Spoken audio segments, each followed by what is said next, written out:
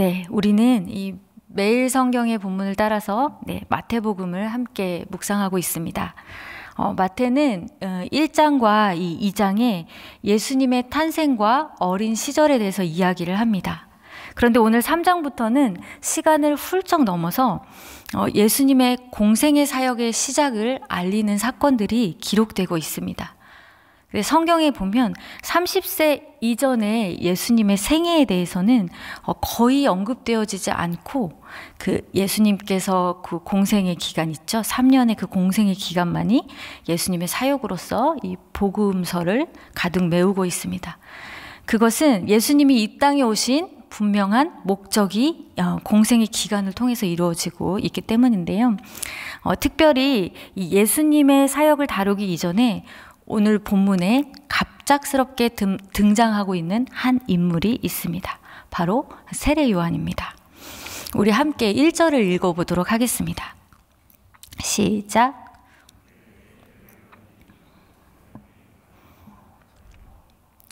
네, 여기서 이 그때라는 표현은 갑자기 어떤 장면이 전환된다든지 아니면 어떤 특별한 시간이 도래함을 나타낼 때 쓰이는 그런 문학적인 표현입니다. 그러니까 이 1장과 2장의 이 주인공이었던 예수님이 본격적으로 공생애를 시작하는 그 시점에 그것과 맞물리는 지점에서 예수님보다 먼저 세례 요한이 등장한 것이죠. 그래서 이것은 의미가 있습니다. 당시 이 이스라엘은 구약의 마지막 선지자였던 말라기 선지자 이후에 400여 년간의 선지자가 등장하지 않고 있어요. 하나님이 말씀이 없던 때를 살아가고 있었습니다. 또한 이 로마의 지배에 시달리고 있었기 때문에 이스라엘은 메시아를 간절히 기다리고 있었습니다. 이러한 때에 세례 요한이 앞서서 등장하여서 유대 광야에서 하나님의 말씀을 전파하기 시작하였고 비로소 예수님도 이 메시아로서의 사역을 시작하신 것입니다. 이 400년 만에 거의 400년 만에 등장한 이 선지자 바로 이 세례 요한인데요. 사실 그의 등장은 갑작스러운 것은 아니었습니다. 이어지는 이 3절 말씀에 보면 그는 선지자 이사야로 말씀하신 자라라고 언급되고 있습니다. 그러니까 이미 구약의 이사야 선지자에 의해서 예언된 사람임을 강조하고 있는 것이죠. 이 사복음서 모두에서 이 이사야 40장 3절을 인용하고 있는데요. 이것은 세례 요한의 등장과 함께 이사야의 말씀이 지금 성취되고 있는 것을 보여주는 것입니다. 다 같이 이사야 40장 3절을 함께 읽어보도록 하겠습니다. 시작.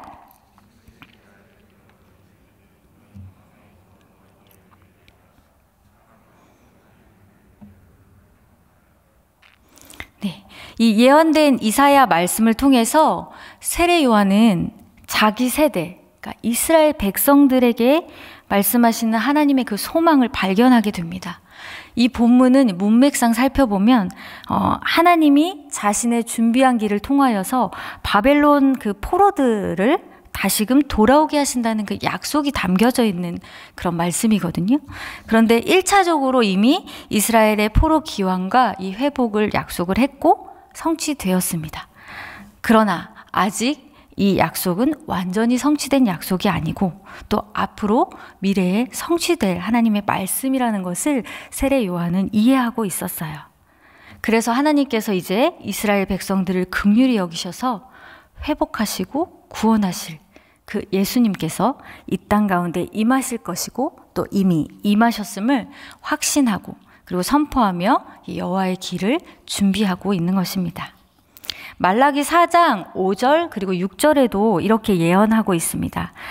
다 같이 한번 읽어볼까요? 시작. 보라, 여호와의 크고 두려운 날이 이르기 전에 내가 선지자 엘리야를 너희에게 보내리니 그가 아버지의 마음을 자녀에게로 자녀들의 마음을 그들의 아버지에게로 돌이키게 하라.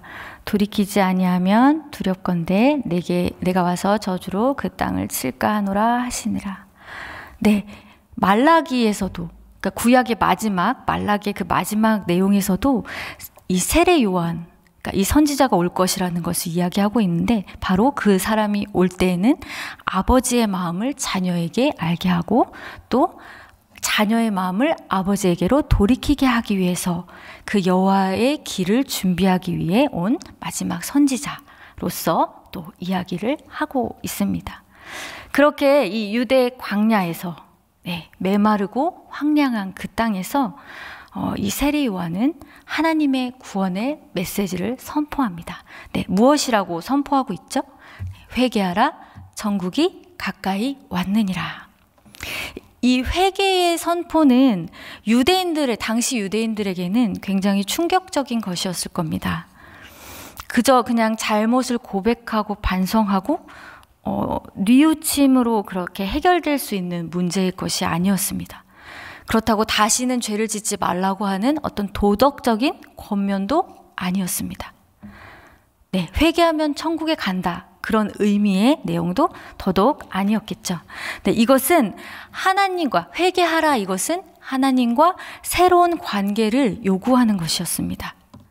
그러니까 하나님에게서 떠나 있던 그 삶의 자리에서 완전히 돌이켜서 다시 하나님께로 돌아오라는 선포입니다. 삶의 모든 영역에서 하나님 나라의 백성답게 살아야 한다는 단순하지만 너무나도 명확한 메시지를 선포하고 있는 것입니다. 그런데 왜 회개하라 하시고 왜 돌아오라 이렇게 선포하고 있는 것일까요? 바로 이 뒤에 있는 천국이 가까이 왔느니라는 말씀을 통해서 우리가 이해할 수 있는데요. 이 땅의 새로운 시대, 여기선 천국이라고 표현하지만 이것은 곧 하나님의 나라를 의미합니다. 천국, 곧 하나님의 나라가 이 땅에 시작되었기 때문입니다. 이것이 마태복음이 이야기하고 있는 주제입니다. 그래서 하나님의 나라의 새로운 통치자이신 이 예수 그리스도께서 이미 이 땅 가운데 오셨고 또 곧 그의 사역을 시작하실 것이라는 선포였습니다. 이렇게 그는 메시아의 오심을 예비하는 자로서 자신의 사역을 시작했습니다. 그리고 또 그의 삶을 통해서 생생하게 그 메시지를 전하고 있는데요. 세례 요한의 모습을 한번 우리가 떠올려 볼까요? 광야에서 생활하는 그 사람들의 모습 그대로였습니다. 그 털옷을 입고 또 허리에 가죽띠를 띠고, 그리고 음식은 무엇이었죠? 메뚜기와 석청이라고 기록이 되어 있습니다. 그의 의복도 그렇고 그가 먹는 음식들도 마찬가지로 그 사막에 거주하고 있던 그 유목민들과 크게 다르지 않았습니다. 오히려 당시 사람들이 착용하고 있던 그런 복장이나 음식과 전혀 다른 것이었어요. 그런 전혀 다른 모습으로 있었어요. 그러니까 이것은 보통 사람이 사는 모습으로서 있는 것이 아니라 이 요한은 세상과 상관없는 모습, 이방인의 모습으로서 그 유대 광야에 서 있었다는 것이죠. 그리고 광야에서 외치고 있습니다. 결국 요한이 이 외치는 외침은 당시 이스라엘 사람들에게 회개하라는 이 선포를 통해서 우리가 출애굽했던 것처럼 지금 너희들이 있는 그곳에서 나올 것을 요구하고 있는 선포인 것입니다. 놀랍게도 이 회개의 선포는 하나님을 잊어버리고 또 외면하고 자기 마음대로 살아가던 이스라엘 백성들에게 자신의 그 비참함과 이 절망적인 상태를 보게 하셨습니다. 그런데 사랑하는 여러분, 세상은 아무리 이 회개의 선포를 듣는다고 해도 이것을 알지 못하고 보지 못한다고 성경이 기록하고 있습니다. 어둠의 빛이 비추었지만 어둠이 그것을 깨닫지 못했다고 성경은 기록하고 있죠. 이것은 하나님의 은혜입니다.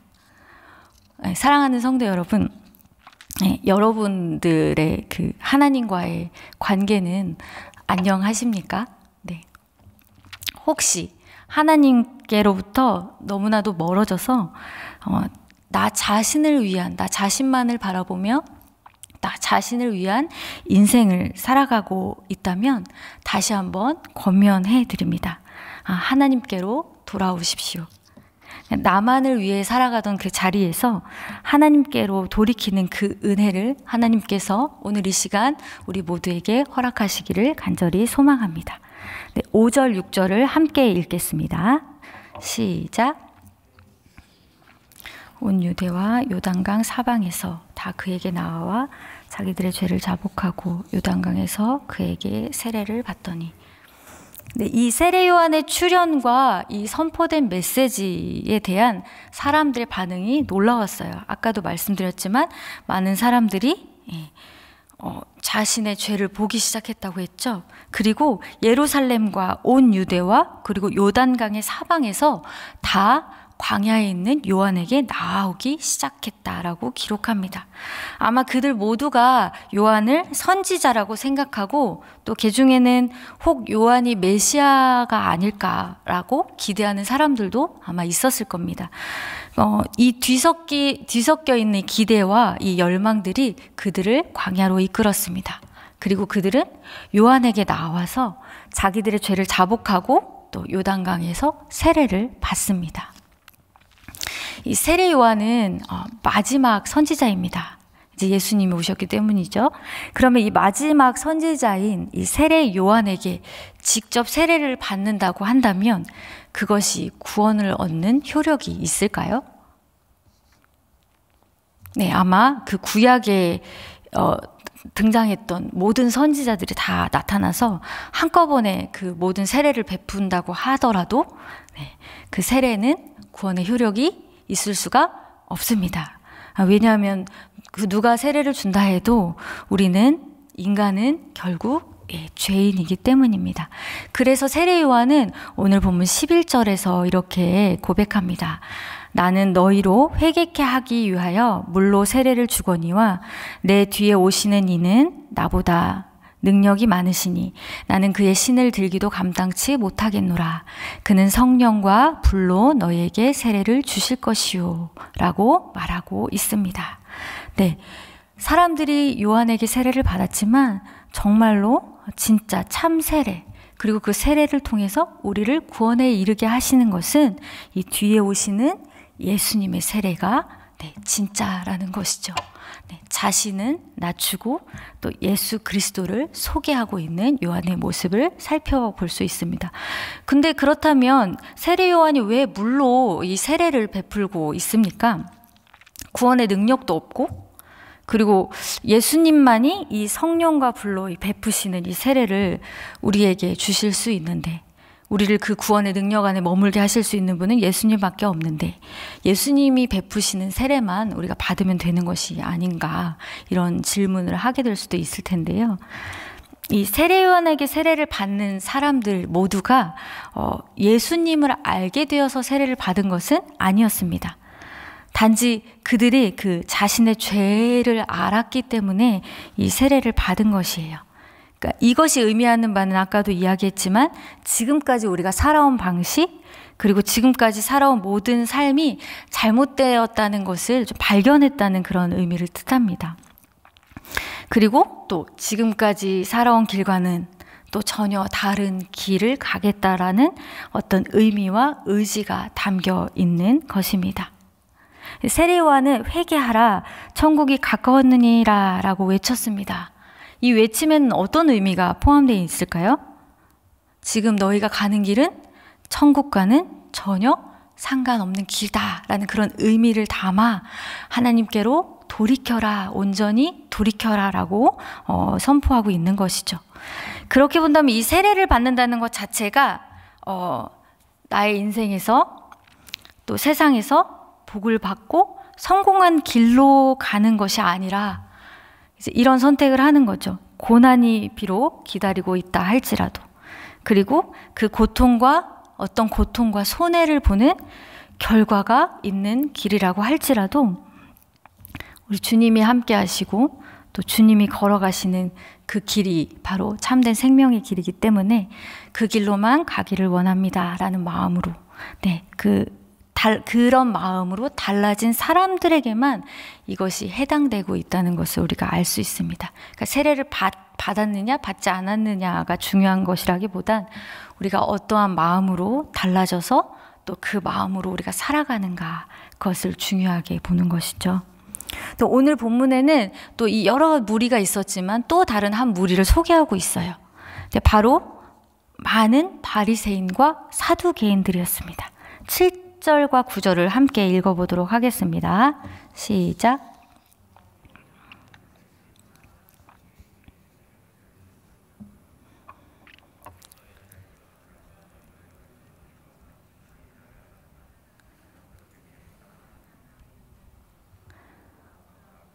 자손이 되게 하시리라.